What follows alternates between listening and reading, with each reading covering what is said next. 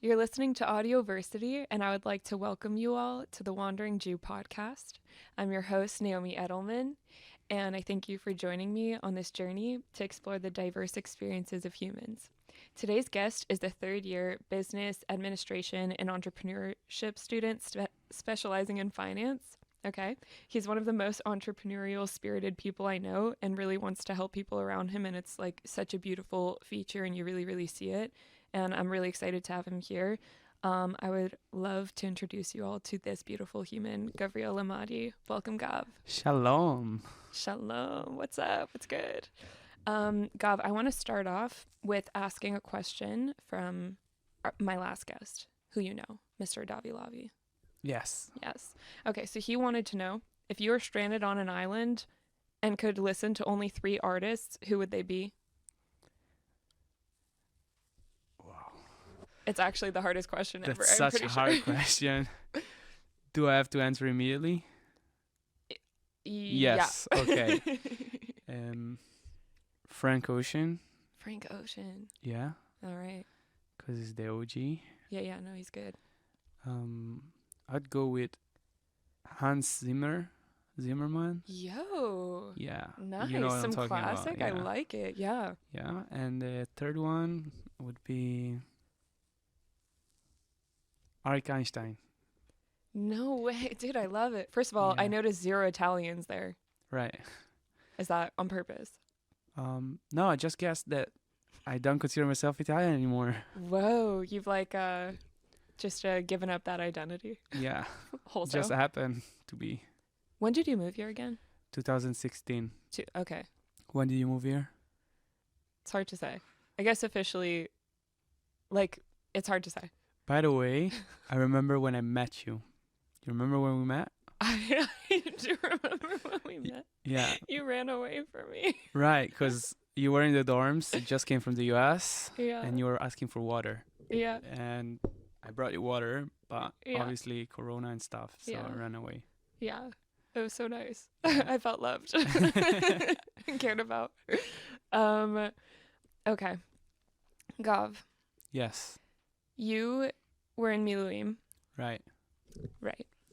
I wanted to start off by asking you, where were you when the war started? Yeah, I want to start with that. All right. I'll start with my story. I've told it many times. It's hard to believe, but I swear that's what happened. So, on the week before October 7, I went to the station in Ercelia, and there I met my officer. His name is Shai Adler. Hi, Shai. And we met, and I was like, oh, hey. And it's so weird because I've been living in Ercelia for 3 years at this point and never met him before. Meaning I go to the train a lot, I travel a lot, so whatever.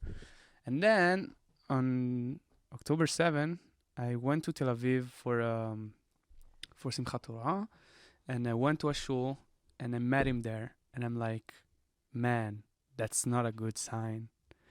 And it was on Friday night, and Saturday afternoon, he calls me at 3 p.m. and we go to base. No, wait, so you saw him at the train, then at shul? Then at shul, and I said, that's not a good sign. That's insane. And less than 24 hours later, we were on a base.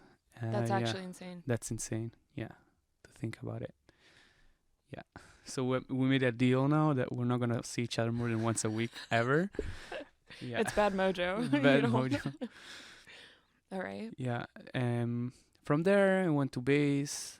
Obviously, we didn't know what was going on. My unit is from the Northern Command. It's a Tzanchanim unit, paratroopers unit that is, I don't know how to say in English, mesupak. It's under the Northern Command, and our operational plan, it's supposed to be in the north of Israel. So obviously we went there, and at that point, I was like sure that we were going to Lebanon. But also the army was a mess. It was really a mess. No one did understand anything. They were like, take this ammunition, go. And then, towards the end of the first or second week of the war, I just kind of realized that things got more relaxed. Although like it was still crazy, and all the time that I was there was crazy. But the crazy part for me is that as human beings, we can get used to all the crazy situations we find ourselves in. Mm-hmm. Meaning, like there are a lot of rockets going on, airplanes, artillery, tanks, and all this stuff. And of course, like I've experienced that before, but at different degree, because there was so many people. I think at one point there were 100,000 people in a space of maybe 70 kilometers. So you would see so many soldiers, so much army, hear so much about it. And obviously, in addition, you are like in a constant state of anxiety and obviously being on alert, right? Yeah. But then you get used to it, right? And that becomes your own reality. And then you come back and it's like, oh shit, there's still university, there's still podcasts going on. And yeah, so that's it. I don't know. Did I answer your question? You did. I want to ask you a bit more about that. So when you were, yeah, it's funny that you say like humans get used to anything. I think that's so true. I remember reading this book about the partisans. It's called The Avengers during World War II. And, I always kind of assumed like, oh, everyone must be on alert. They're all thinking about the Nazis, whatever. And then in the book, I love how they pictured one specific point where they said like, there would be like a boy and a girl and they would go off into the woods together and then come back and all the girls would gossip about like, oh, what was like your date like, whatever. And it was just so human. I remember that was so like that was really, I don't know, that really impacted me that, humans really can get used to anything and they go back to kind of like similar habits afterwards. And Right. So I really agree with you. And I think there's a misconception that I used to have and a lot of people have is that you think like you're in war, you're all the time fighting and you're still doing and you're like on a mission after a mission. But at the end of the day, it's still the army. So you're still gonna be part of a big system where decisions are made a lot of ranks above you and you don't understand what's going on. They just tell you go here, go there. yeah. And you're gonna have a lot of dead times, and in dead times you're like with your friends and you're making jokes and one way to deal with the stress of the situation is making fun of the situation. But also as human beings, I think that at the end of the day, like there is a component of trying to be normal. Also, in addition, like we had a lot of like Zman met that time. I would translate it. And I was reading this book by Viktor Frankl, right? And everyone knows what meaning of life. What's the name of the book? Man's Search for Meaning. Man's Search for Meaning. But actually, there was another book. It's called Yes to Life, and it was published in 1946. This book basically is the preview of what would go on to be Man's Search for Meaning, and it's much less known. And I really resonated with it. And the basic concept is finding meaning in every moment and every day of your life, and that's the meaning of life. And it helped me a lot, obviously. I love that. I think that's so beautiful. I just heard over the weekend somebody telling me like what's the ratio supposed to be of how much time you spend thinking about the past, present, and future, and that the split should be 60% present, 20% past, 20% future. And that sounded true to me. And when you like really, and nothing will like torture you more than what you have in your imagination, and just being in the present moment, like just feeling your socks, feeling your shoes, feeling, just what's in front of you, and just thinking that everything you experience in front of you is what God wants you to experience, and like you don't need to imagine everything in the future because there's infinite possibilities. Right. I don't completely agree. Meaning, I don't know what the person told you what was based on. Jordan Peterson actually has done this program. Is called self-authoring, basically. Yeah. Have you heard of it? Yes. So for who didn't hear about it, it's basically a program where you write about the past, the present, and the future. And what he saw that he gave it to college students, and then the percentage of dropouts out of college plummeted, and basically people got more successful just because they figured out their past, their present, and what they want to do in the future. Which, by the way, most of the time, when you have an idea of something and the actual thing is completely different. And I've seen that happening also in the army, because I thought the army was something different before I did it, and war was something different. And then you meet with reality, and reality is different. It's just. So can you tell me that? What was your expectation of the army and of war, and what was the reality of it? Yeah, so obviously, was I think some things, the emotions that I felt, meaning a lot of people talk about the fact that they never felt fear before or after the war, which I resonate kinda partially because I was in paratroopers, and I remember when I was about to jump, it was the scariest moment of kilo mamash. Like I was scared to death, and I looked outside of the window of the plane, and I was like, I can see the sea. What the hell am I doing? What's my decision making Yeah. process? Yeah. What went wrong there? My mom was right. I shouldn't. Whatever. So I've made a huge mistake. right. I should have gone to IDC before. And so like it's a different type of fear, but also, what's interesting to me, and I was talking it about with a lot of people, is that the fact that how I dealt with the fear is basically accepting the fact that my death, the fact that I will not come back, it's a possibility. Like I could die, and I have to accept it. And once you accept it, it's also very calming. Meaning, it's not that you don't fear death and you don't fear to get injured, but like you accept it. You know what I'm saying? Yeah. Yeah. 100%. But also, I was discussing it with people. It's hard to switch it back to the reality of day to day, where you don't think about that. That is not that present in your life, day to day life. Yeah. And I feel like in Israel right now, a lot of people they're experiencing that. A lot of people passed away, young people. So it's obviously, I think, changing a lot of things. And I was talking with a friend of mine. I think a lot of changes are gonna happen in Israel in the next few years 100%. because of it. 100%.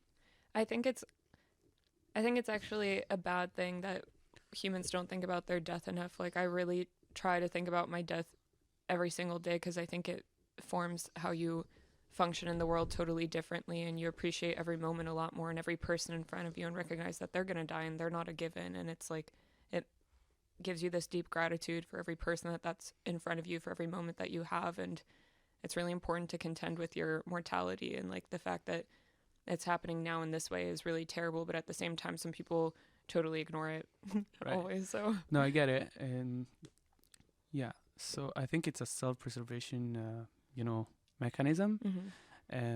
But also, two things I want to say. First, Mike Posner, in one of his songs on YouTube, you can hear him saying that basically his friend Avicii died, his dad died, and then you realize that everyone is gonna die, and people just hide it from you in order for them to convince you to do the things that they want you to do, that you don't want to do.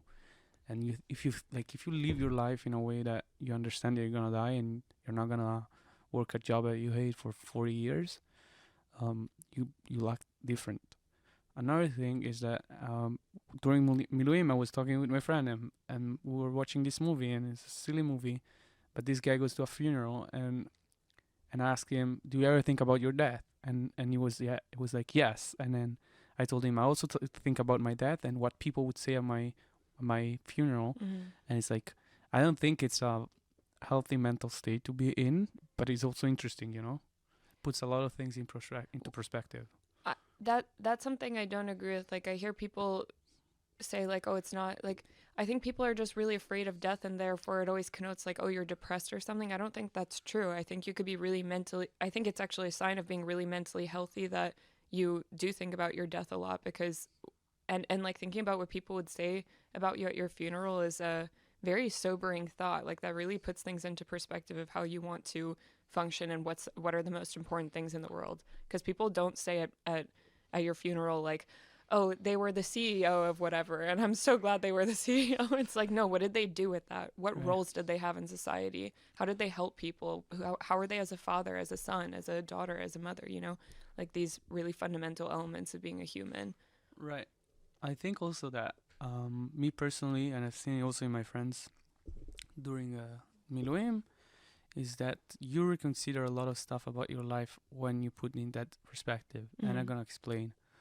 Me personally, I was like, okay, there's some relationship in my life that I really like, but like, I'm kind of, there's inertia, the power of inertia that you still keep talking with these people even if you don't really care about them, and you know that they don't care about you.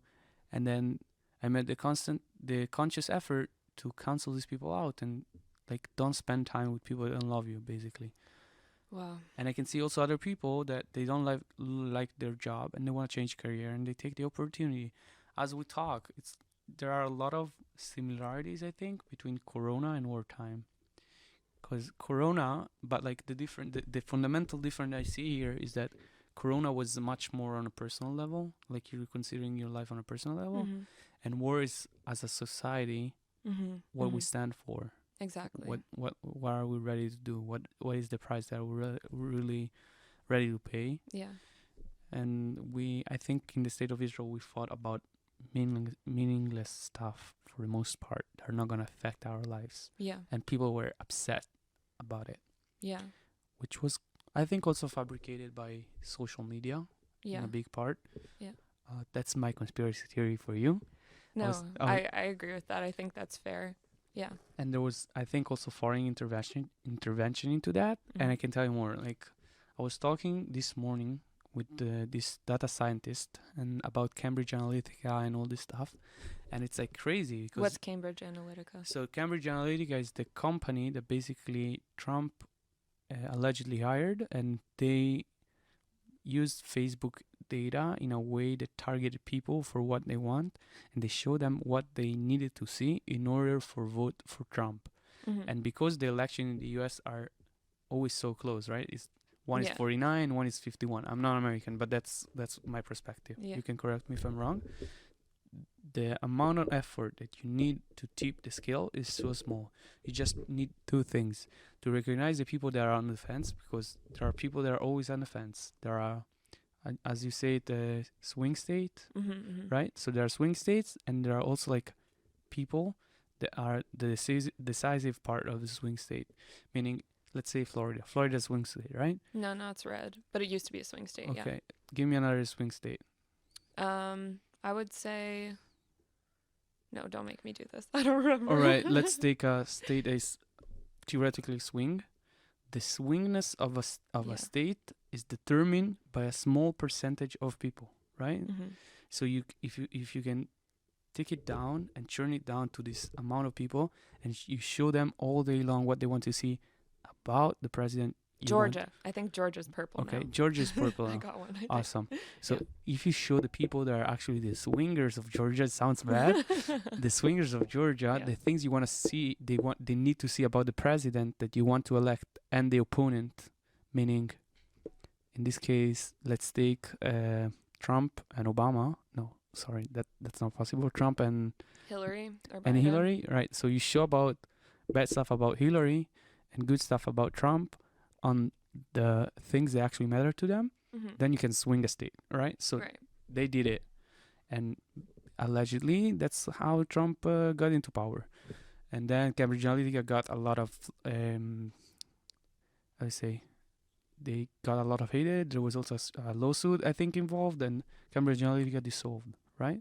Yeah. And I think that the media always find an enemy, and they fight that enemy, and that enemy dissolves. But the ideas behind the enemy, the ideas behind Cambridge Analytica, to this day are alive, and there are people able to do what they did. They're just less famous, and they probably can do it around the globe, and they could be either private companies, but also governments. They can influence people. Yeah. Propaganda 2.0. That's basically it. Yeah, it's hard for me to understand like how, because Democrats also do that, like you target certain segments and you try to figure out like how you can win them over, but I do see it, like I see what you're saying, and I know it's true. Right, I'm not talking about that. I'm by the way, I'm sure also the Democrat did it. And I know, do you know who also did it? Who started it? Obama. Obama did it before it. Yeah, like he segmented the population and then... No, basically what happened is that with the evolution of data science and the evolution of social media, the landscape changed dramatically. And by the way, Cambridge Analytica did it also for Italy. They did it for Brexit. Brexit also a famous example of it. But they do it on both sides, right? another example I can give you of like the polarization of the media. In Israel, we have the companies called NSO for cyber, and it's infamous because they go to countries in the third world, and you know, they'll sell their device that basically can hack. You pay per hack. Basically, there's like different version, but basically they access your phone and everything in it. Famous case is Jeff Bezos by Saudi Arabia, allegedly. MBS, Mohammed bin Salman, send him a message. He opened it. They found everything on his phone, including conversation with his now wife. And they told him, you either work with us or we're going to tell you your wife. And he was like, no, I'm not going to work with you. So I got divorced. Meaning, and also the backlash in Israel is because the police basically used it to spy on Rami Levy, which is like a supermarket chain. The guy owns a supermarket chain. Can you tell me what the hell is he doing? Why are they hacking his phone, right? So like NSO is the company doing, and everyone hates them. But there are other companies doing it in Israel. There's an entire industry. But that's my question is like, it's not that I concede the fact that there are bad actors who are trying to push certain agendas, and I do see the effects, and like sometimes you're able to identify the exact person, right? But then other times I'm trying to understand, like I like oscillate between, oh, there's a giant cabal of people that are pushing an agenda, and then other times I'm really not sure. Like with COVID, I remember that was crazy, and that really showed me something because you saw everybody saying the exact same thing, and they all were propagandizing in the exact same way in different countries, and I thought that was kind of really interesting, and that kind of showed like, who are these people, why are they all saying the exact same thing? And it started to be like, oh, maybe it's the WHO, maybe it's the World Economic Health Forum, whatever, like all these things.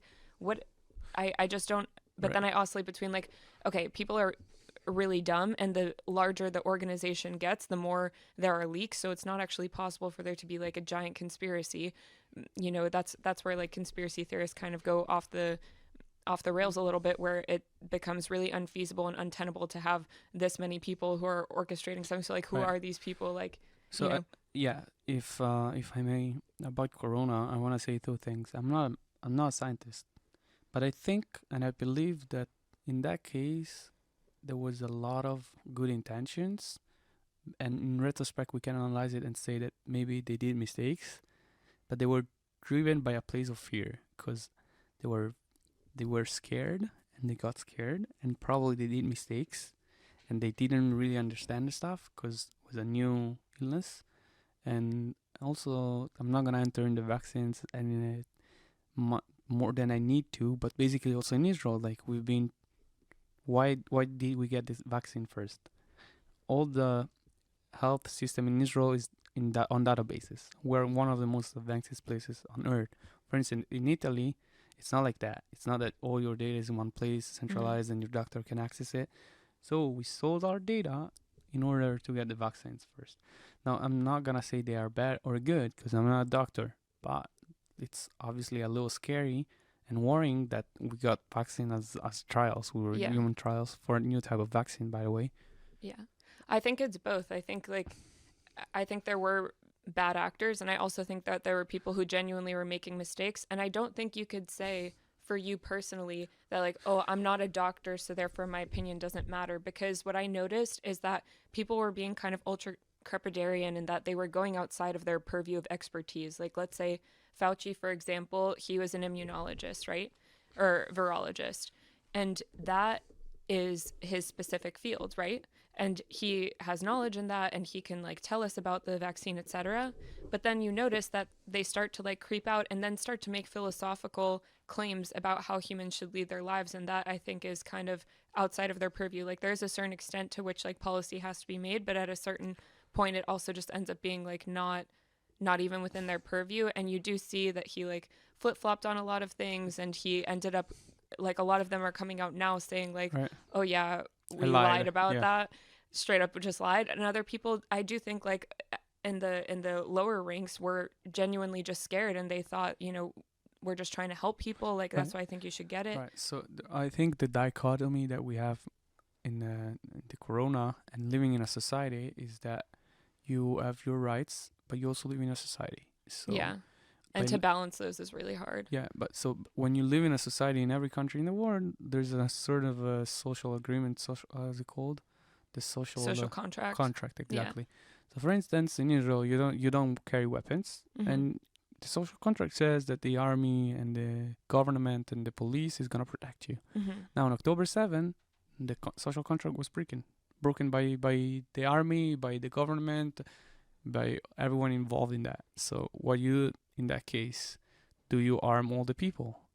In the case of Corona, I think that the health system failed us before Corona, because how the hell is possible that this like little thing got around, no matter probably from China, and it spread so rapidly? Why didn't we have like any system in place to stop that? For instance, I don't know if you know, there's a gum tree basically, and it grows just in two places in the world, in Asia and in South America. And one thing that you will notice is there is no a specific airplane that goes from Asia to South America directly from to these places where this specific tree is used to grow gum, and this gum is used for tires and all this type of stuff. So why don't we have protocols like that for other stuff? For why can't planes travel there? I didn't understand. Why don't we have a protocol? Why don't we have like systems in place to prevent the spread of illnesses from a place to another? Yeah. Why? There actually is. I remember my crypto teacher telling me that Israel had certain, like, she was speaking to, people in the Israeli government, and she like helps she helps on consulting for different financial stuff, and she was saying that they actually did have certain protocols in place for pandemics, like every country has them. And she said specifically when Corona happened, they threw everything out the window and just started to do what like everyone else was doing, and she didn't understand why they were doing that. Right. So let me add on that. I think people have short memory. Machiavelli talks about it. Yeah, that's so true. That's so true. Right. So in the last 20 years, we had at least 2 times, and I think more. I think 3 times. I don't remember the third time because I was too little. That there was a, let's say, epidemic scare. Once we had Ebola, which there is a cure for it. Yeah. It's just propagating in Africa right now. Yeah. And one was the swine flu. Swine flu, right? Yeah. So two instances in the last 20, 30 years. Yeah, yeah. And I think there's a third one. I don't remember the name of the illness. Yeah. I think it was SARS. It was also SARS. But right. Like so we have COVID-1 or something. We had 3 scares in the last 20 years. Yeah. Why don't we have a protocol that actually works? And maybe there's a problem with the reality that we live now. So maybe we should change something or create a new tools and stuff like that. But I would expect the government to do it. I think it's hard because you have to, like, I think about this a lot, not just in terms of, the risk for pandemics, but also just in terms of economics and war, is that how do you balance, like, if every country was a good actor and everyone was just an absolute angel, then it would be perfect for everyone to function according to their competitive advantage. But the thing is that we're not, and everyone's really fallen, and people screw up constantly. And the thing is that, we're such a globalized system now, and we're so interconnected that now, it's really hard to kind of like parse ourselves out and then go back to relying on ourselves. And you see people like starting to try to do that, and America is like starting to try to do that with like the microchips, like in Texas and stuff, and starting to invest more there. And I think it's really hard to do. I also thought it was interesting how you compared like COVID and the war in terms of it was an individual assessment versus a national assessment. I also think like in terms of going through it, which I know this is a hard question, but which one do you feel like was worse for you on a personal level? Right. So no, I want to answer you first on the first point, and then I'll go back. Yeah, to go first. for it. We'll jump because ADHD. Yeah, just special for your brain. Right. So first point is, I agree that there are bad actors, but there is a certain threshold where we need to collaborate, and for that we have the UN. I really believe that public health is one of the fields where we all need to collaborate and we need to come together, because if someone in China or Russia or United States or Israel or Gaza or West Bank starts this epidemic, they don't care about borders. My germs, they don't care about this stuff. They travel around, and we have the UN, and they need to figure out a system where we all work together. And it's not about ego. It's not about I hate you, and therefore I'm gonna do that. And What about biological weapons? but right, biological weapons. By the way, the lab in China where allegedly Corona started, it was Shituf It was a collaboration between the United States and China. I know, and Right? Fauci was involved in that also. Right. Yeah. Fauci was involved, but that's facts, right? Yeah, yeah. So even China and the U.S. that hate each other, they understand there are some thresholds that we Yeah. shouldn't cross. Yeah. And by the way, it wasn't for biological warfare, but it was just to study the mutations of the bacteria or the virus in this case. Anyway, going back to the second case, I think I take it as an opportunity both times to evolve and get better as a person. Mm-hmm. I was also in two different parts of my life, right? I For was sure. like last time I was coming out of the army. I was starting university. I was trying to figure out myself a lot. I think that figuring out yourself is a ongoing process. Yeah. Also because as human beings we change all the time, Mm-hmm. and our experiences changes all the time. 100%. This time was also challenging. The challenging part this time was that, like sometimes you miss like some of your friends might die. It happened to me in the past, so you have the time to process it. This time we didn't have time to process it. Like your friends died, you can cry 10 minutes, maybe you're gonna be to his funeral, but then you need to go back and keep going and doing what you're doing. And I remember at the beginning of the war there was this officer and he was crying. It's my friend from we did boot camp together, and he's now officer in the company, in the Pluga. And he was crying. He was saying, my friends died and I was supposed to get married and I can't get married now and everything is going to shit basically. I'm like, I hugged him and I was like, Akhi, you need to be strong for your soldiers. Like, you need to keep it together. You can't allow yourself to break up now. Meaning you can cry, take your 10 minutes, go to the bathroom, go to the side, but then come back and fight and be ready to lead people. So yeah, so there is an element of pushing stuff together and trying to accomplish the mission and going forward, but there is a price to that. Meaning now that you come back, you need to, a lot of things come up again and you need to figure it out and you need to, deal with them, and it's important to deal with them. What are you processing through right now?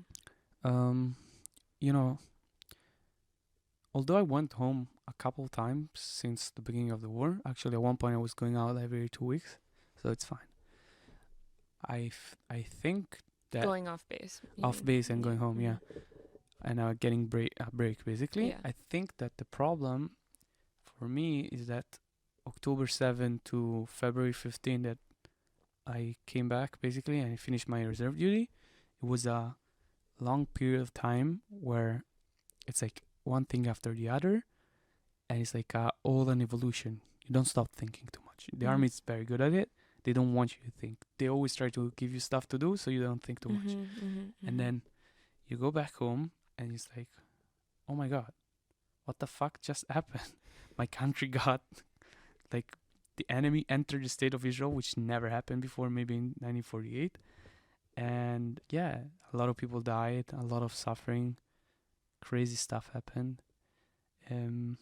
Yeah, and basically, like, I know that on a personal level, but like we really fight to be here. We need to fight to understand that it's not given that we're here, and there's a lot of effort to be made to live our lives. So that's a big realization. I'm sorry, what was the question? I forgot the question. The question was, what are you processing through right now? Right, so this, and then basically also in the future, like, my life is completely going in a different direction, I think, because, if before I was doing miluim, reserve duty every once in a while, now it's like a central part of my life, like 1 month a year, 45 days a year and more, because, last year I made like 150 days of miluim. This year is probably gonna be 70. So it's like a big part of my life, but also like, I find myself also running a lot towards goal. I'm like I have a lot of goals. I have ambitions, and sometimes I need to learn more to live in the moment, to enjoy the moment, to experience it, and don't have this FOMO of I should do this, Mm-hmm. I should be here, I should earn this. Mm-hmm. Mm-hmm. And yeah, it's a long process also. It's not like, I think about it for an hour and that's it. Yeah. It's a process that takes time. 100%. You are adjusting now, like going back to school and stuff, which I can't even imagine what that's really like. I want to ask you, like, from your perspective, do you find it hard to connect with other people because you just experienced something really intense and then it was just a lot more visceral for you maybe, and then you're coming back, and do you feel like there's a disconnect between you and other people, or yeah? Right. So it's a weird question. Sorry, it's a weird answer because I was doing this. The university gave like they're doing meetups for Milumnikim for people that were in reserve duty, and I went there, and I don't want to I don't want to talk bad about any person or any experience, but that there are some girls, and they were also in reserve duty doing very important jobs, and they were in the how do you say Modin, the Offices. intelligence, right? Intelligence in high ranking positions, and their experience was basically going to Miluim 4 hours a day, and then they have to balance with studying, which is not easy. It's challenging, but it's not my experience. It's like something that we're talking different languages basically. Yeah. And so like I felt very disconnected there, and I felt that they don't understand what I went through. And then another part is that so these people were in the army, but they had a different experience. Another type of people is like people that don't understand the army or war, and it's similar to the first group. But the hardest part for me is that sometimes I don't know if you know this, but when you meet someone that was in war, and he was also a lochem, and was also a fighter, a combat soldier, they talk with you much more Mm-hmm. than I think with other people. Mm-hmm. Like they tell you everything. Yeah. I saw this, I killed this, these people shot at us, and the rockets, and like in a certain level, they bring to you their weight, right? The emotional heavy experiences, baggage they have, they give it to you, and you need to lift it also. But like that's hard for me because I need to deal with my stuff, with my hard baggage feeling, and the hard experience that I went through, and I can't tell them, look, I am not down to talk about it. If someone is telling me that, is trying to like talk about it, I'm gonna listen, but it's hard for me because I have my experiences and I'm dealing with them, and I don't need to hear your stuff. Right at the beginning of the war also, there was this guy in Miluim with us. He was in Reim in the festival, and he told us the craziest stories, and he's telling them it's like nothing happened, like they saw in a movie, and it's like they touched by it. And like it's crazy to hear, like, and it's crazy. We need a lot of healing in this country. Yeah. Psychologists are gonna make a lot of money. 100%. Yeah. What do you wish that citizens who weren't fighting would understand about what you went through? What do you feel like you wish they would say, or what they would understand? I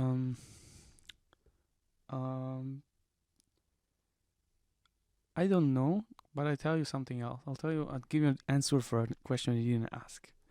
Basically, when I was in Miluim, as I told you, I came home a couple of times. I also came to campus.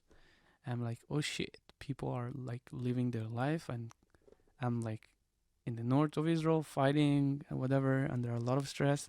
These people have normal lives. And then I came back, and my friend told me, look, people are very depressed. The atmosphere is very depressed. People are very sad. And then I came back, and I got it. Because when I was in the army, I wasn't feeling depressed. I wasn't feeling like sad. I was anxious. I was like unsure of my future, but I wasn't sad, right? Yeah. And I got it, that the underlying feeling and vibe and the how do you say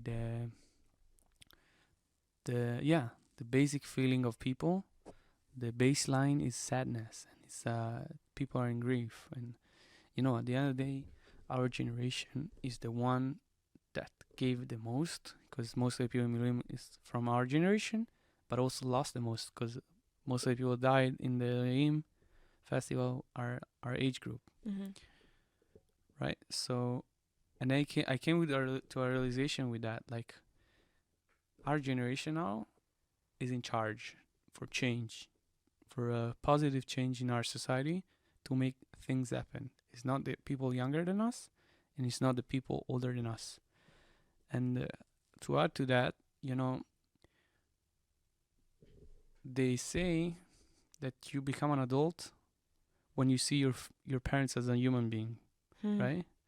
But I think that, like in this war, if you think about it, if you really think about it, the conversation I had with my friends and the experiences, and as I told you, people coming to me and telling me their war stories, which are crazy, I think like I am in a way responsible for my parents, meaning, you know, they're like old, they worry about me, but like I'm the one experiencing the stuff. I'm dealing with the problems of the country.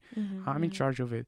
So in a way, I'm like more adult than the adult generation, which is very weird if you think about it. Yeah. That's really interesting. That's really interesting thought. That's wild. Yeah. Yeah, it does kind of feel that way. Wow. I'm going to have to think about that for a long time. That's insane. Yeah, and like I think that the emotion, you said that people are saying here everything feels a lot more depressed. I think that I don't think it's just depressed. I think that the emotional bandwidth has lengthened. Like it's both people have felt like the most extremes in terms of happiness and like good things, and also really like the worst things that you could ever feel have felt like the extremes of both of those things.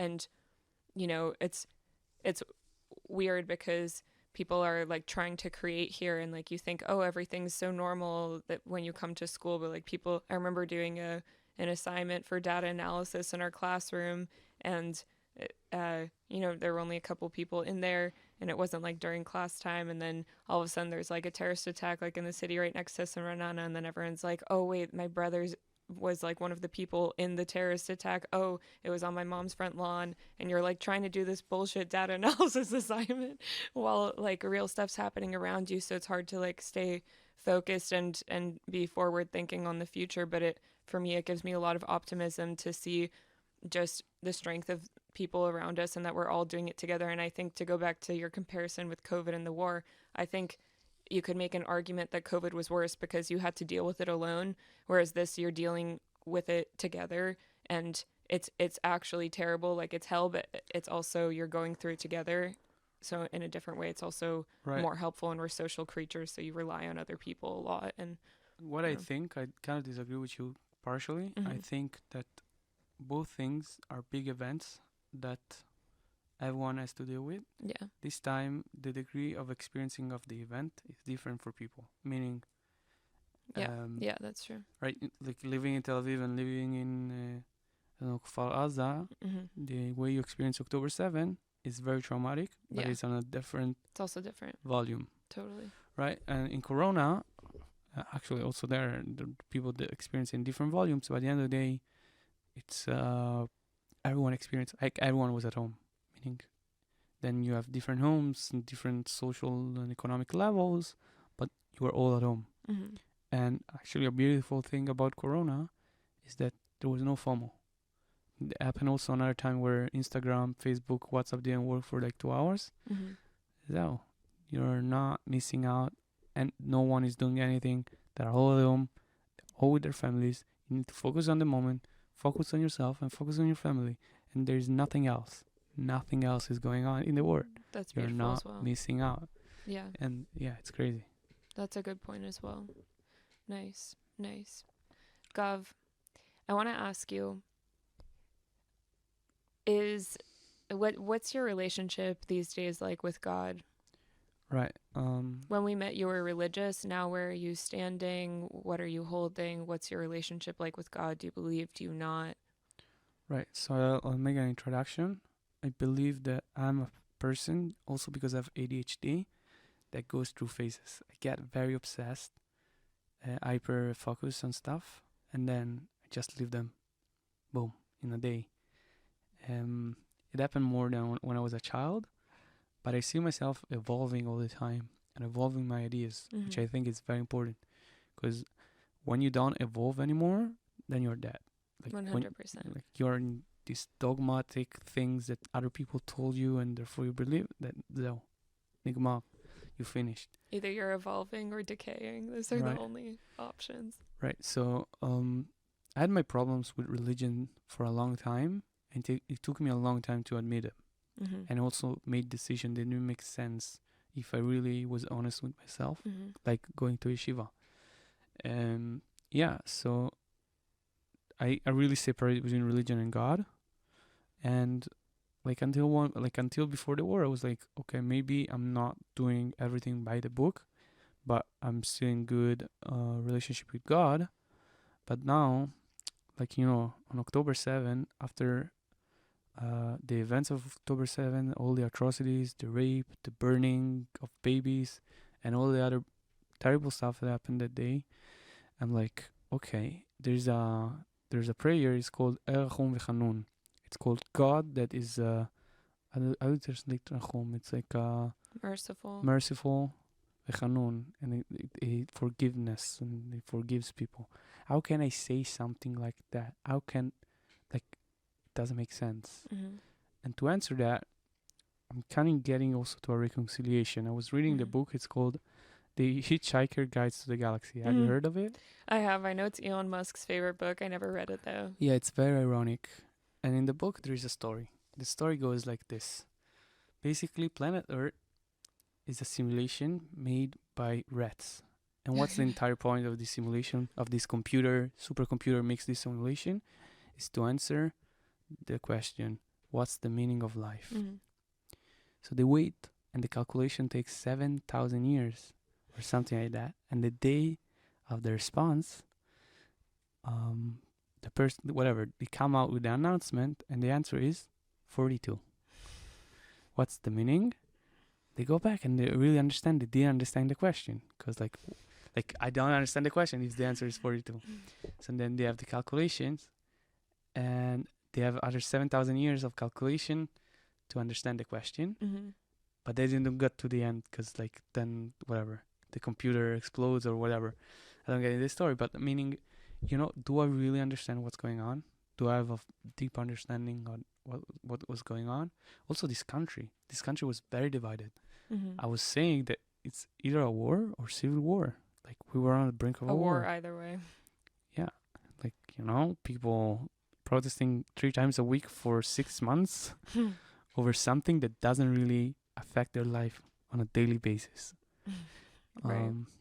It's insanity. That's why I'm saying there was also, I think, foreign influence and the use of social media as a weapon of propaganda. I think you're asking the question that a lot of people had to ask themselves. Like, I was also struggling with that question a lot after the war. Is God evil, basically, is the question. And I remember watching and I really struggled with it, like the same thing, like how could it possibly be that he's good? And that there's there's a tension between, in Judaism we believe that there's free will, but there's also God's plan. And I always thought that these are like contradicting ideas in my head. And so what does that mean? Does that mean when there's a void of free will, then that's God's plan? Like, for example, if somebody is raped, they have zero free will in that moment. So when there's a void of free will, does that mean that that's God's plan that they were raped? What do you mean by zero free will? They have a will not to be there. It's just not possible to them to So then they have no free will if they have no choice, if they have no agency. They have a will. It's hard for them to bring it to the world. Meaning, if you're raped and you don't want to be raped, you don't want to be raped. But then it's just that you're powerless. It's impossible for you to defend yourself. I think free will is not about the feeling. It's about the fact that you have agency over your life. Right. Agency meaning you have a choice to decide what to do. Right. And then sometimes you even still within that, there are constraints. Like, I can't fly right now if I want to, but free will at certain points in your life, you don't have. Like, I don't have free will to fly. And if you think about it, you're subject to other people's free will, because also in the case of rape, the guy that's deciding you to rape, he has free will and she doesn't. So then that made me think, does that mean that the absence of her free will is God's plan? Which is very interesting. I don't know the answer. Yeah. But I think also in the case of October 7, we're responsible for what happened. The army is responsible for what happened. 100%. The army, prime minister, and like all the other security agencies, Mossad, Shabak, Yeah. and it's like I thought about a lot of explanation for what happened, Yeah. and they're not nice. Meaning, No. you know, Not comfortable. right? So also in the Tanakh time, in the Bible time, I think there was someone punished because he gave back lands. Because look, like it's really against the Bible what we did, giving back a lot of the lands. By the way, also Lebanon is considered part of Israel in the Bible, Right. right? And also parts of Syria. Right. So giving it back like that easily, it was immoral, in my opinion. It's like someone giving you a gift and you just give it back to someone else. Interesting. But I don't know, because people that got punished were not the one that did the choice. That did it. Right. They paid for someone else's mistake. Exactly. Which is very similar to rape. Right. You pay for someone else's mistake or bad action. 100%.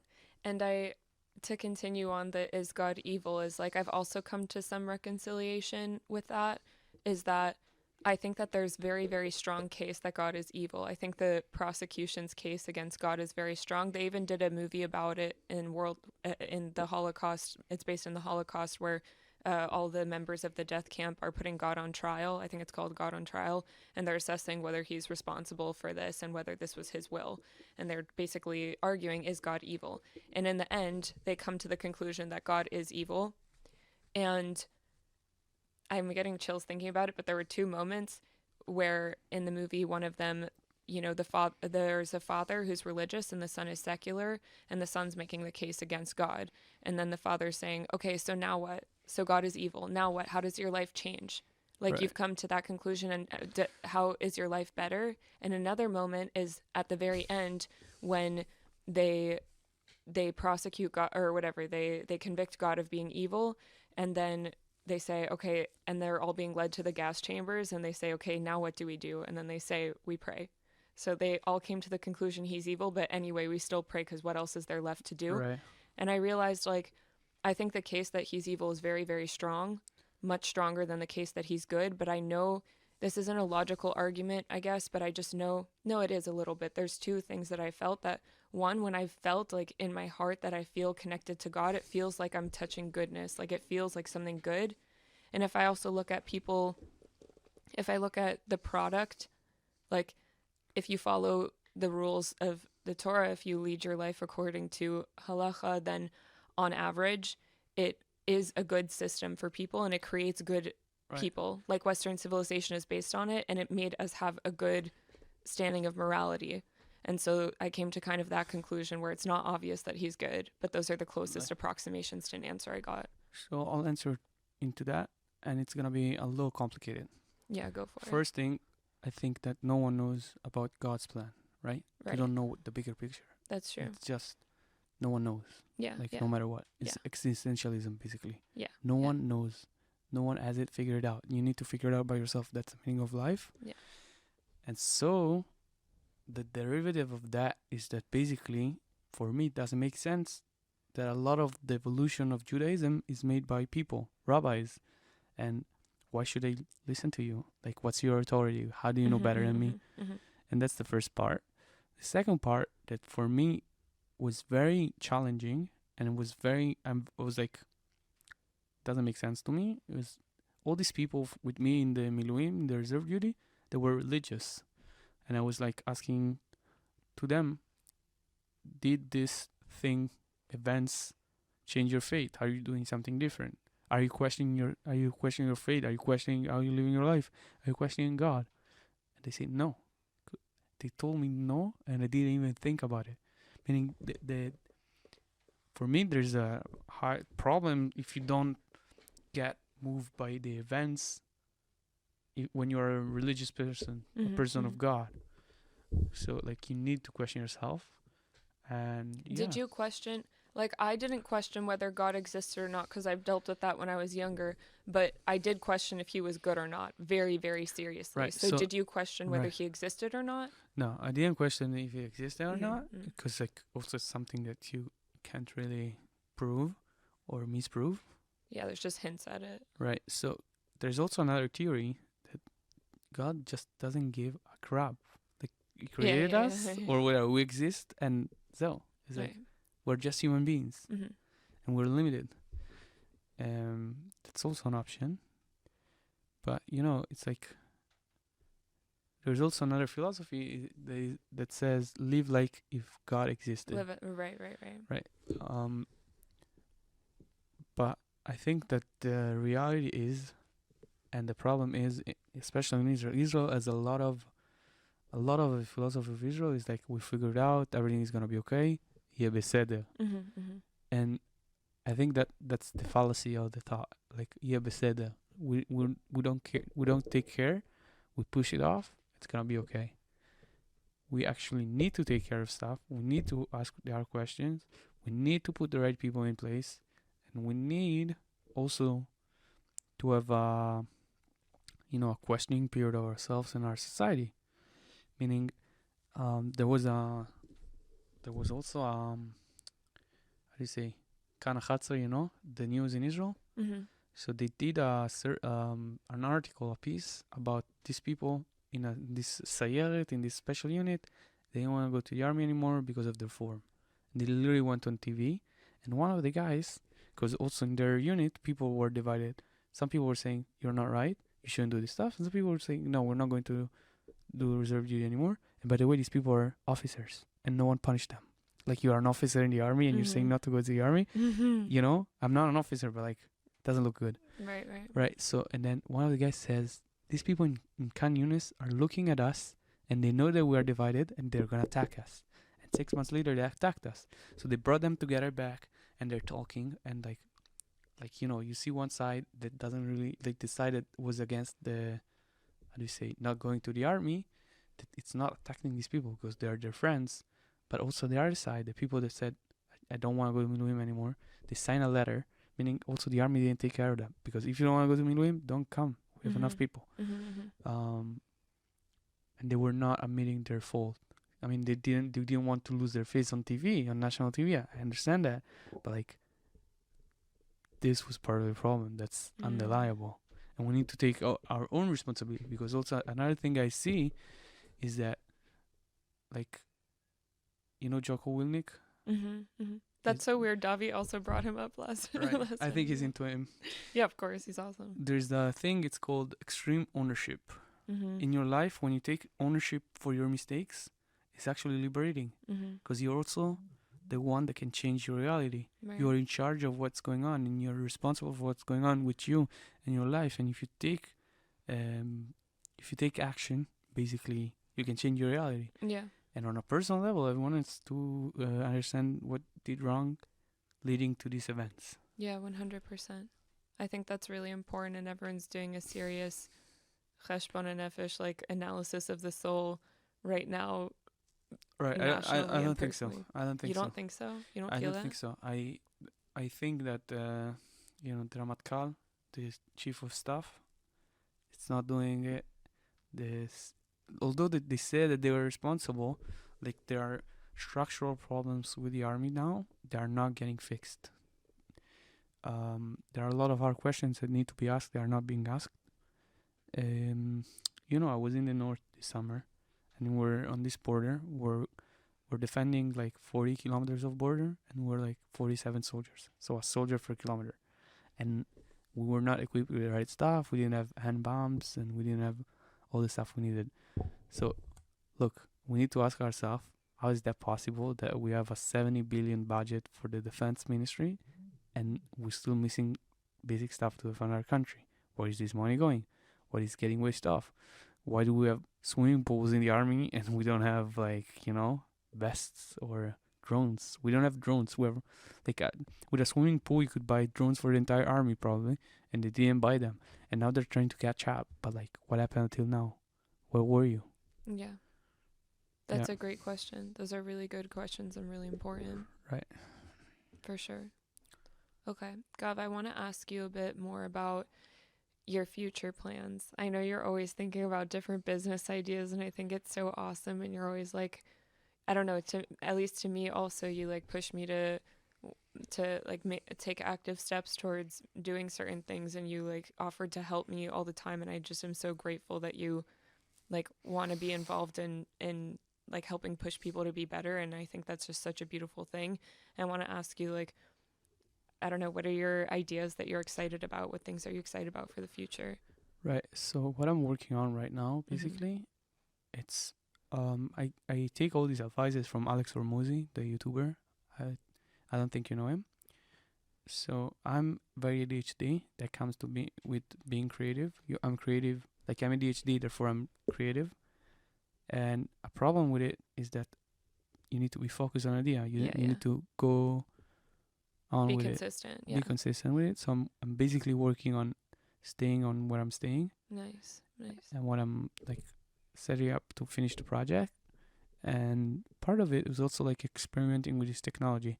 I was telling you about LexiGuide, right? Yeah. So LexiGuide, we used AWS, Amazon generative AI that creates an app for you. And what you do, basically, you put a text in, and if you have dyslexia, it analyzes the text and gives you the pattern of mistakes that you make, and gives you suggestions for fixing them. Because what happens now today, if you have learning disabilities, it's one of the most unfair things in the world. Because if you have the means, you can go to a logopedist, a therapist, basically, that helps you mitigate your basically your problems, helps you learn to read, write, and all this stuff. But if you don't have the money, you're screwed. Like it's a very expensive treatment, and it's not innovative. It's 101, and I think actually this is just the proof of concept. I've done it like in an afternoon with my friend. There's a lot to be improved, but I think there's a lot of chance of innovating there in that specific aspect. I think there are a lot of fields where innovation could be very helpful, and they're staying in the past. Another example being that I have ADHD, I went to this psychiatrist, and I needed to take a test to see if I have ADHD.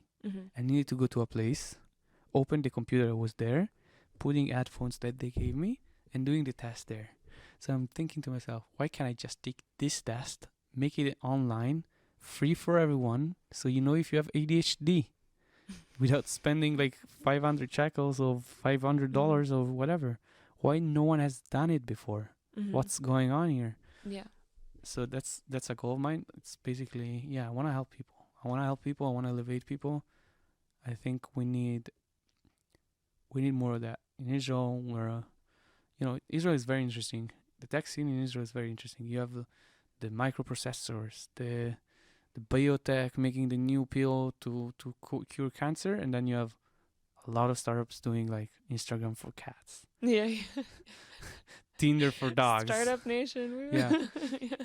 So and I think we're going back to the basics, and we're going to create real innovation and real disruptive innovation. Although AI is a bit of a fade. It's a bit of a hype. It's overhyped. It's super hyped. I think the reason why it's so hyped is people are like, oh, there's this really new exciting thing, and everyone's like, but what do we do with it? Like, they're trying to figure out how to use it, all this potential that, there was a hype initially in like the 70s, I think, when it first like was coming out, and nothing happened with it, and then there was another hype and nothing happened with it, but now I think there's actually implementation and integration. Right. So I don't know, I do think that there's But the point, sorry, I think some of the products that came out, a lot of the products that came out are basically based on ChatGPT. Yeah, exactly. So it's just like that's become synonymous as ChatGPT and AI. Right, you putting a UI user interface that is different. Yeah, and it's basically ChatGPT. Right, so I think the products are not there yet. Meaning also the new video generating content by ChatGPT, OpenAI is not there yet.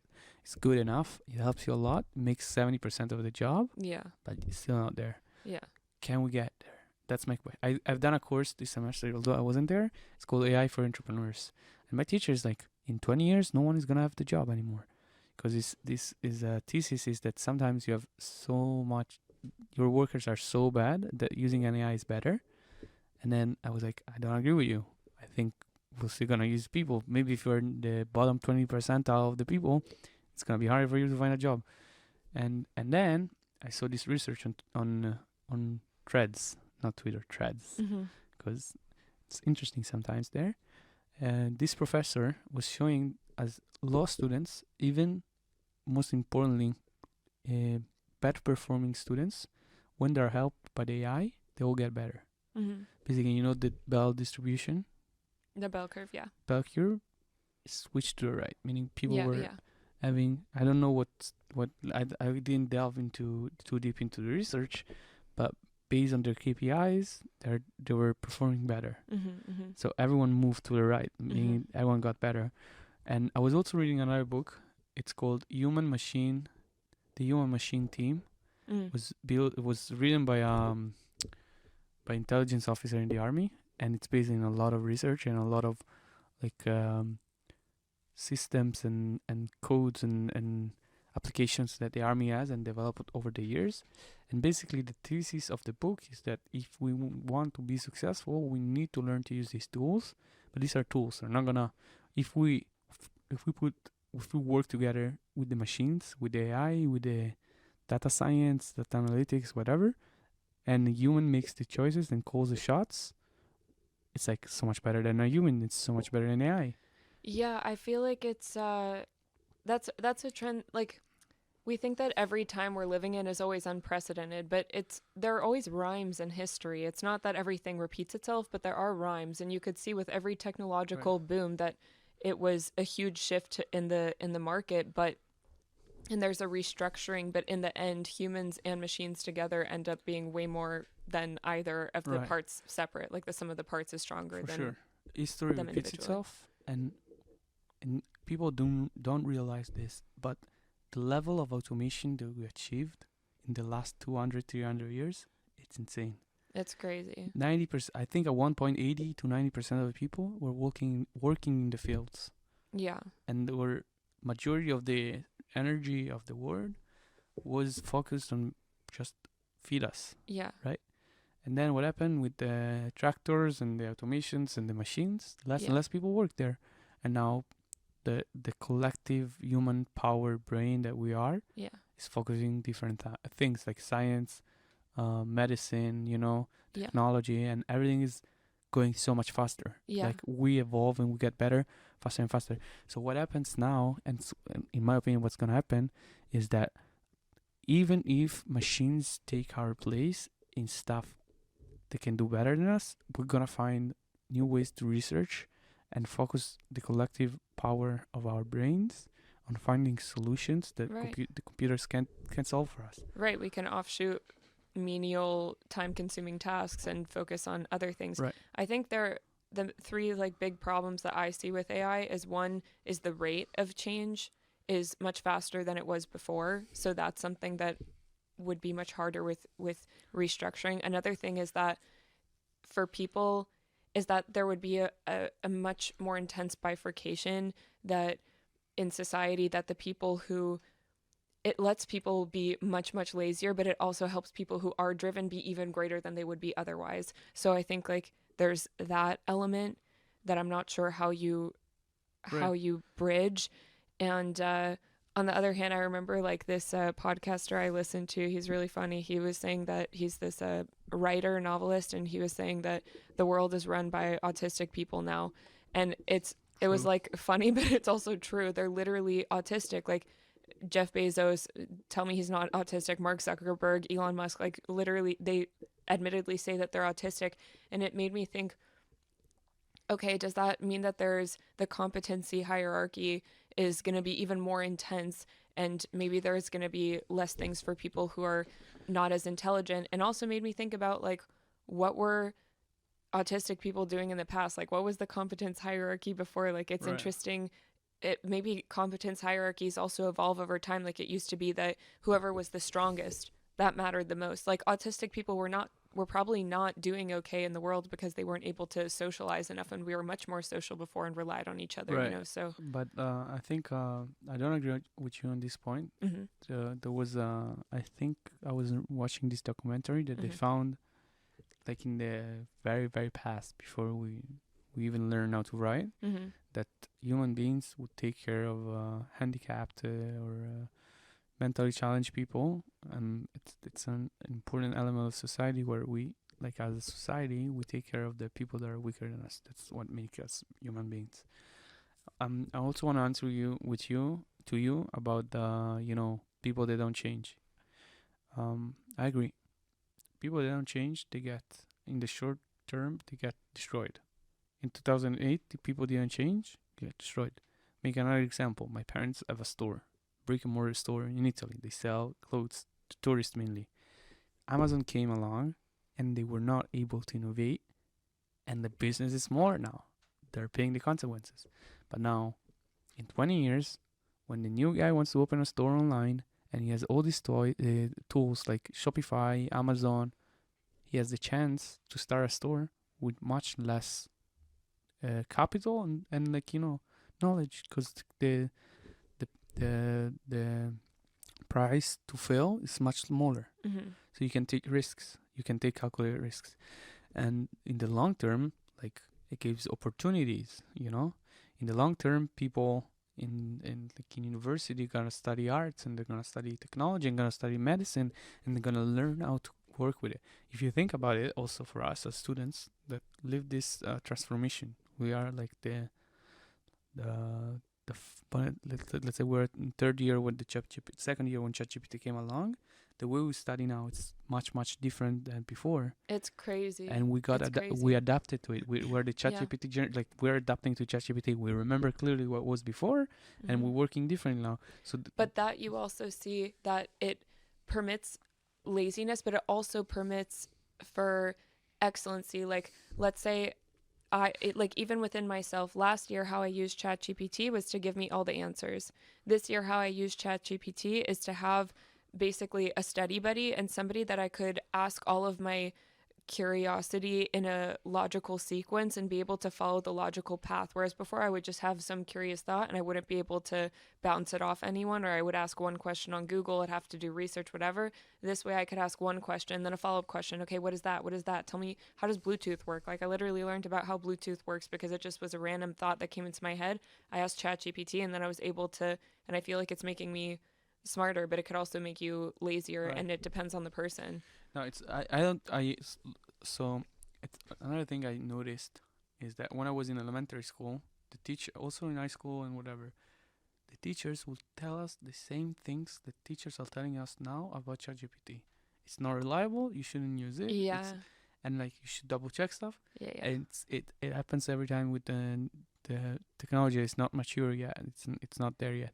Yeah. And I think also that if you really think about it, basically the difference that we have from before and now, like we are in the information technology era, and we've been for like 20-30 years. So yeah, it's not that before you need to use a book.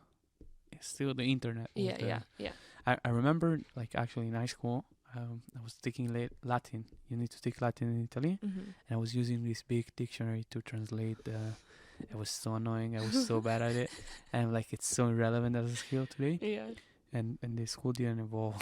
Like, they're still learning this stuff. That who the fuck wants to know all that? And like, what do you need it for? Yeah. So my point is that, it's like the people that come after us, the 6 years old, the ChatGPT native kid, will not know what it's like to look on Google. But our generation, if you really think about it, we don't know how to look for stuff in an encyclopedia. Yeah. But at the same time, I also question the whole thing of like diminishing ChatGPT as if it's on a lower status than Google. Do you know how much bullshit is on Google or in books? Like, it really, there's so much crap everywhere. It's very hard to find truth, and it just depends on the people that wrote it. It's right.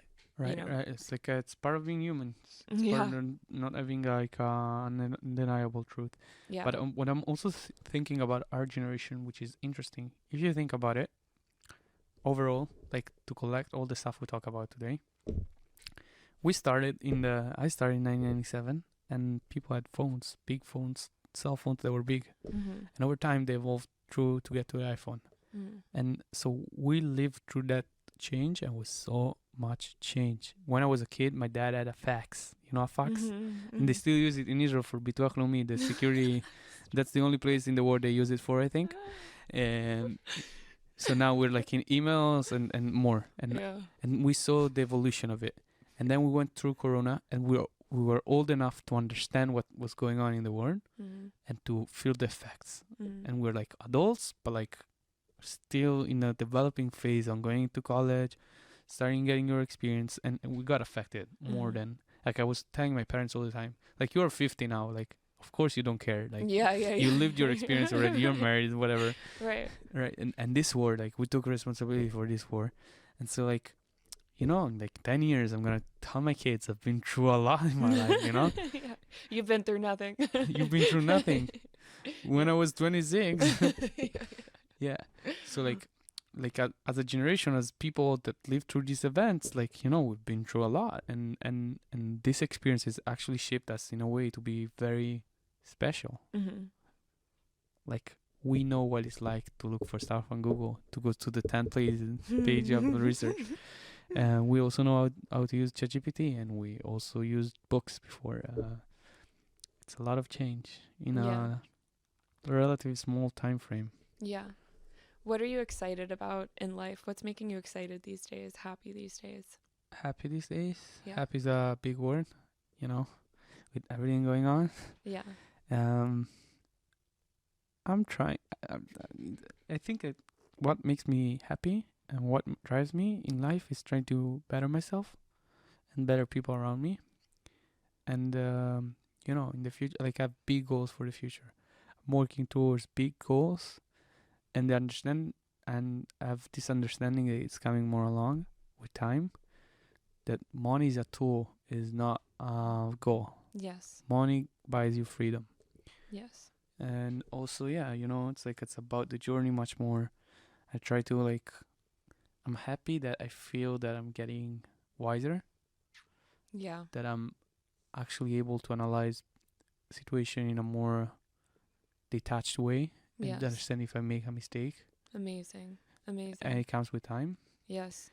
And, you know, I'm happy that I'm finishing university. Yeah. It's exciting. It's scary. I was talking with you also about it. Like, Yeah. what are you gonna do after college? What's your personality? It's going to be. Are you gonna just work, Yeah. or are you gonna live, or you know? What are you gonna do after college? Me, personally, Yeah. I just got some really good advice from someone over Shabbat that I think I've been getting this question a lot, obviously, and I'm sure everyone in third year is getting that question. And I think a lot of people, or at least for me, I was starting to think way too far in advance. And I was like, how could I possibly even begin to assess that equation? Like, and the farther ahead you think, the more variables you have to, the more multivariate your analysis has to be. And it just feels impossible. And it is impossible. So I was thinking, like, somebody told me, like, literally just think, what's the next step? What are you doing next? And I'm trying to look for jobs right now, but I want to pursue, I think what I realized about myself in university is that I like doing a lot of different things. I like that. I think it's fun. Like, I like doing my podcast. I like doing music. I like learning about electrical engineering. Like, I want to make robots. I think that's awesome. Like, I want to start doing that. And I've been learning about it. And just, I like learning about a lot of different things. And I think that that will always be something that I want to do, and to just constantly learn about the world, because it makes me believe in God more and it makes me see him. And it's just, it is really unbelievably enriching to learn about the world around you. And I want to meet a lot of beautiful people and continue to just learn from everyone around me, because everyone's so, something I was so empowered by this past Shabbat was meeting like these 18-year-olds and these like 40-year-olds who are all members of our nation, and they are so incredible and so smart. And it was just like, we are awesome. I can't even handle how awesome we are. And it's just, everyone's so smart in such a unique and beautiful way. And I'm very excited for the future. I think that great people are coming up. Like this one girl, she wants to like fix the planes in the army, and she's really, really passionate about it. And she was so excited that she just got into the unit, and and there's this other guy in fintech, and how he was like on Wall Street and in Silicon Valley when those major events happen, you know, with SVB and whatever in 2008. You gotta connect me with him. Oh, I totally could. Are you gonna? Absolutely, I totally could.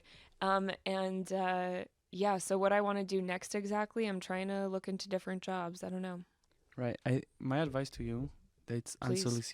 unsolicited. I love yes. unsolicited advice. Right. And best. everyone knows better than you somehow. Right. No, I Yeah. think it would be good for you to explore the possibility to do a YouTube channel, or some sort of like, you know, I just thought about that today. because you like to do a lot of stuff. Yeah, I it's also too many like, different things. right. So that's the dichotomy of it. I think a good way to figure out what you want to do is try different things that you think you're gonna want to do, Yeah. and obviously with time you understand what you like, what you don't like. Yeah. Yeah.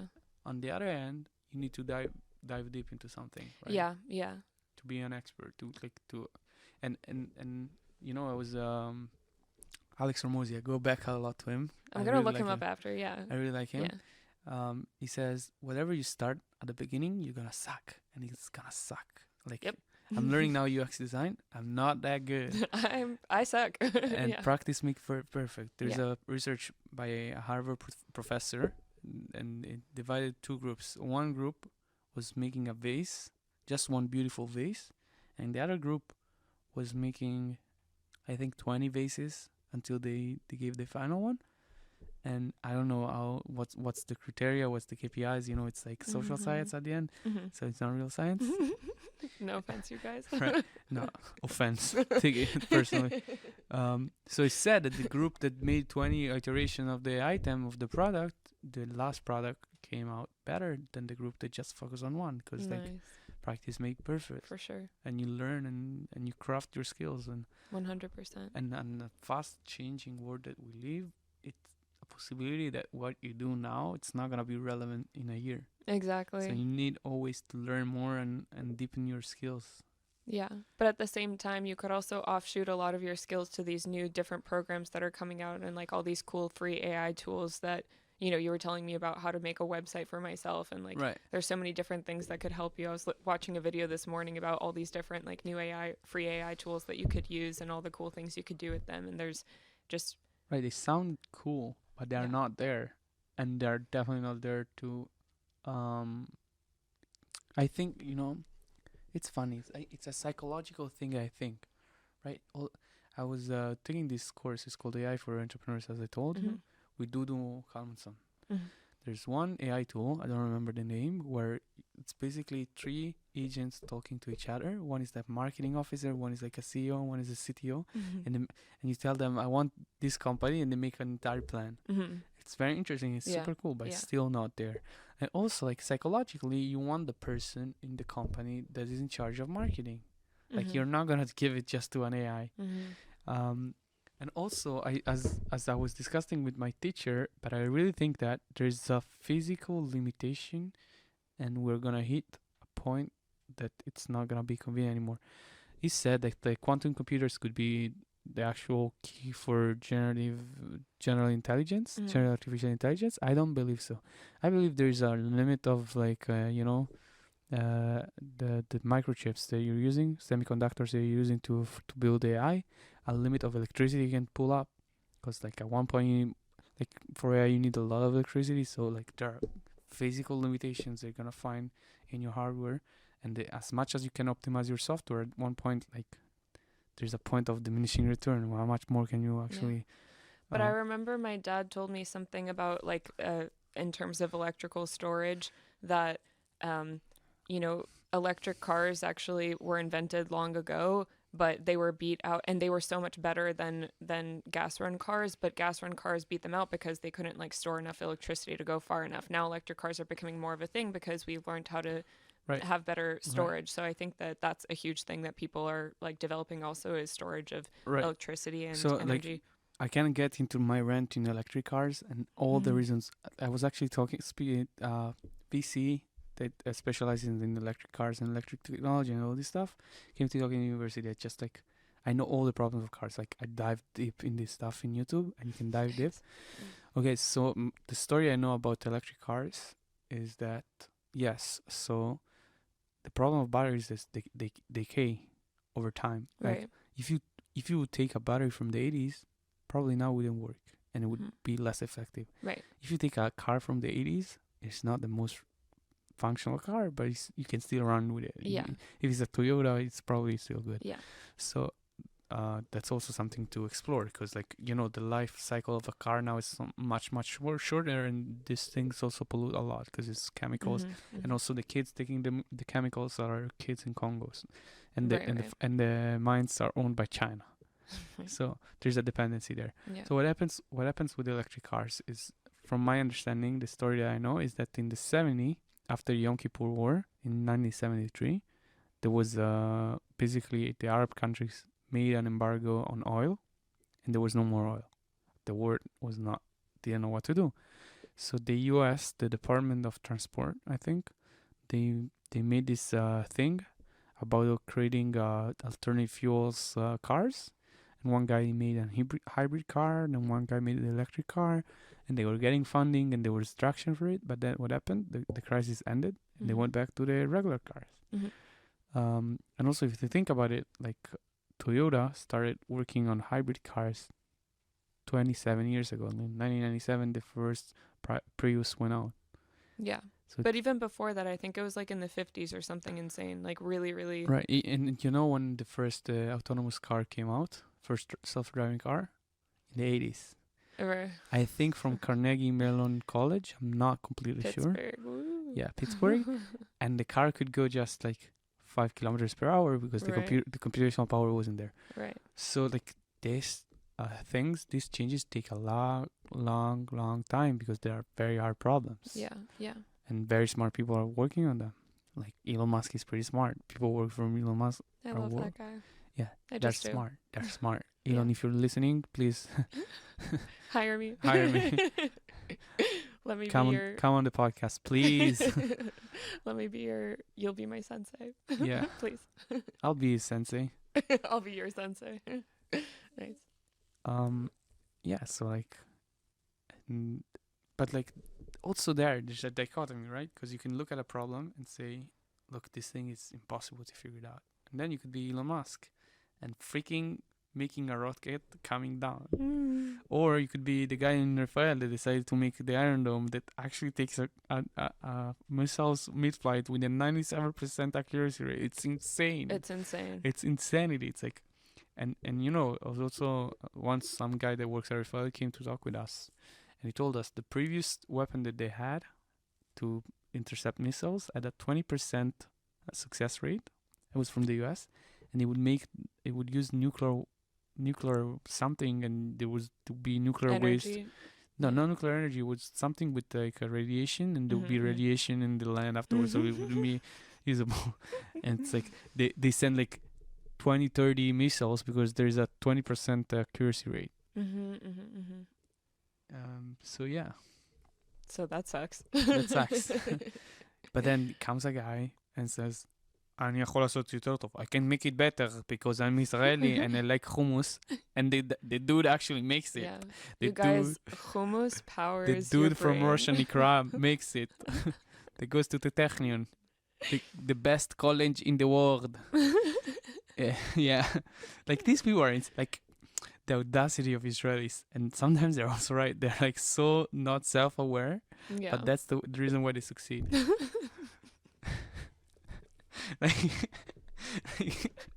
like this dude really thought, like, have you seen him? He's like a bald dude. You should look it up on your computer. I will. He's like a bald dude. It like looks the most Israeli guy ever from Tel Aviv. Is he autistic? I don't know. It's like he went to Technion for sure. So that's automatically Yeah, autistic. no, but no, I don't know. But it's like this guy coming from Hadera. Yeah.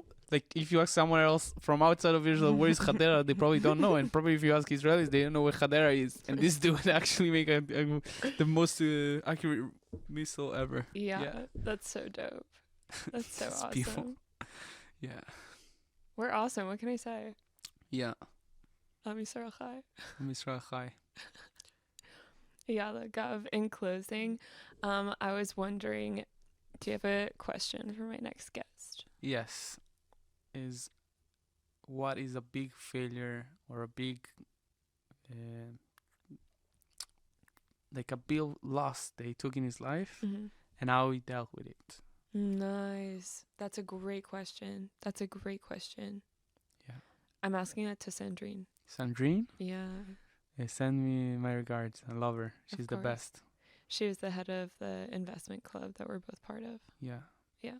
She's amazing. I'm so excited. She's such an amazing woman. Yeah. She's crazy. Yeah. God bless. God. God. Not yet. Not yet. Someday. I didn't start a cult yet. It's next step. After I become rich, I'll start a cult. Well, I'm like a full member already. Awesome. Yeah. Gav, thank you so much for being here. Thank you for having me. Yeah, for sharing everything that you shared, and thanks for fighting for us. And yeah. For sure. I really appreciate you. I appreciate you. And I'm excited to see what you do in life. I'm also excited. I think you're gonna be a YouTuber and you're gonna be famous. Me? Yeah. Dude, thanks. That's so nice. Yeah, I see that. I see that happening. Shut up. Thanks, man. I appreciate that. Sure. All right, you're listening to Audioversity. Have a blessed day. Yeah.